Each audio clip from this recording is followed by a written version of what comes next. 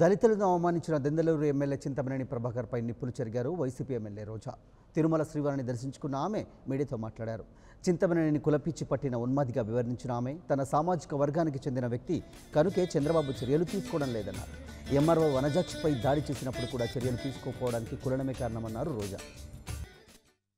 చంద్రబాబు నాయుడు గారు మాట్లాడుతున్న మాటలు చూస్తుంటే ఆయనకి ఓటమి భయం ఎలా పట్టుకుందో ఖచ్చితంగా అర్థమవుతుంది.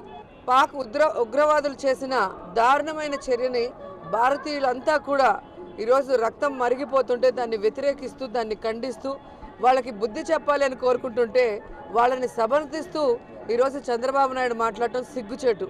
ఒక ముఖ్యమంత్రిగా ఉండి మన సైనికుల మీద పాక్ ఉగ్రవాదులు చేసిన దాడిని సమర్థించడమే కాకుండా దానికోసం మోడీ గారు రాజీనామా చేయాలని మాట్లాడటం ఆయన దిగజారుడు రాజకీయాలకి నిదర్శనం అని కూడా తెలియజేసుకుంటున్నా. ఎందుకంటే గతంలో గోదావరి పుష్కరాల్లో కేవలం చంద్రబాబు నాయుడు గారి పబ్లిసిటీ పిచ్చి వల్ల షూటింగ్ వల్ల 30 మంది చనిపోతే మరి చంద్రబాబు నాయుడు గారు ఎందుకు రాజీనామా చేయలేదు, ఎందుకు ఆయన మీద కేసులు పెట్టలేదని మేము అడుగుతున్నాం. మొన్నటికి మొన్న చంద్రబాబు నాయుడు గారి మీటింగ్ కోసం పోలీసులు ఒక రైతుని కొట్టి చంపితే ఎందుకు ఆయన రాజీనామా చేయలేదు, ఆ చర్యను ఖండించలేదని నేను అడుగుతున్నాం. తనకొక నీతి మరొకరికైతే ఇంకో నీతి అన్నట్టుగా ఆయన మాట్లాడటం చాలా దురదృష్టకరమైన సంఘటన. చింతమనేని ఎంత అహంకారంగా దళితుల్ని మీకు పదవులు ఎందుకురా పిచ్చినాయల్లారా, పదవులు మేము అనుభవించడానికి ఉన్నాము అని చెప్పి ఎంత దారుణంగా మాట్లాడారో మనం చూస్తున్నాం.